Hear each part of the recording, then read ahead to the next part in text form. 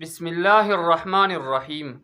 السلام علیکم ورحمۃ اللہ وبرکاتہ۔ سب سے آخر میں جہنم سے کون نکالا جائے گا؟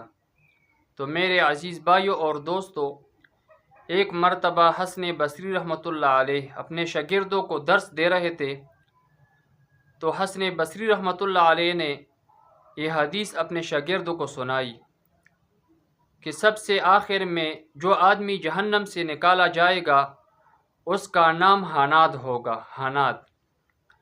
تو جب حسن بصری رحمۃ اللہ علیہ نے یہ حدیث شاگردوں کو سنائی تو وہ بے ہوش ہو گئے۔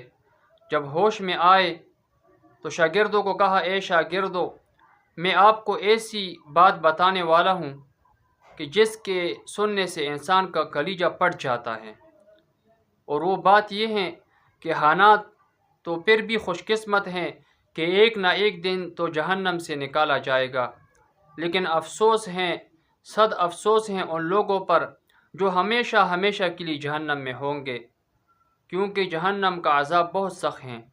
لیکن مسلمان کا تو یہ یقین ہے کہ وہ ایک نہ ایک دن جہنم سے نکلے گا، لیکن افسوس ان لوگوں پر ہیں جو ہمیشہ کے لیے جہنم میں ہوں گے۔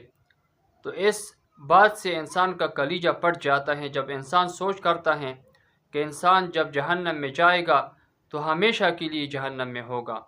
اللہ جل شانہ ہمیں جنت نصیب کرے اور جہنم سے نجات عطا فرمائے۔